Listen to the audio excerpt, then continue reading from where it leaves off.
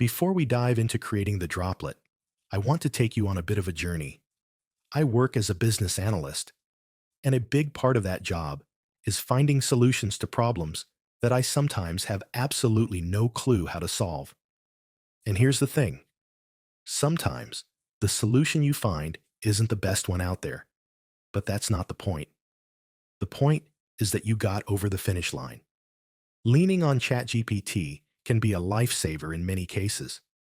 Even if it doesn't give you a perfect solution, it helps you move forward. Let me show you what I mean. The task at hand was to create a droplet in vector format .svg. Naturally, I turned to ChatGPT, my best friend. But this time, I had little success. ChatGPT struggles with creating and converting vectors. It tried using a Python script, but that didn't work. So, I switched gears and asked ChatGPT to generate an image instead, and that worked much better.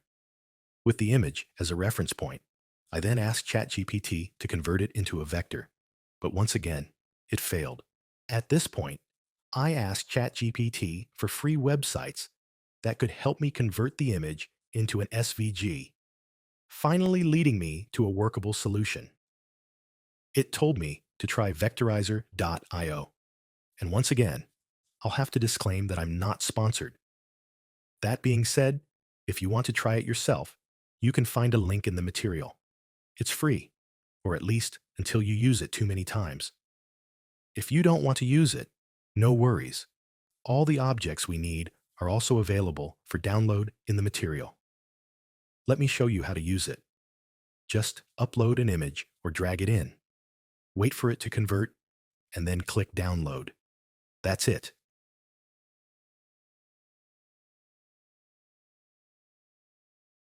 Now, this actually isn't a solution I could use just yet.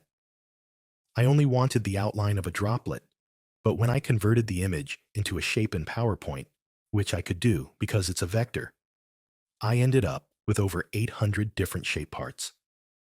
Clearly, this was too complex for what I needed. So, I had to find another way to simplify it. And yes, I ended up manually deleting every single shape part I didn't need. Then I copied and moved a few pieces until I had an outline that worked.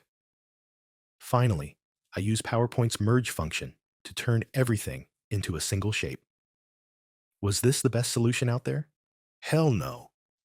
Would it have been easier to just download a vector droplet from Google? Absolutely. But that's not the point. Sometimes, you simply don't know there's a better solution. What matters is that you get the job done. And most of the time, ChatGPT will help you move forward when you're stuck on an issue. It can even teach you the skills you need to complete the task. Most of the time, with a little bit of hard work and tenacity, you'll get there in the end using AI, even if the solution isn't perfect. And when you do, you'll be left with a sense of accomplishment and the confidence that next time you'll do it even better. That's the essence of AI, progress.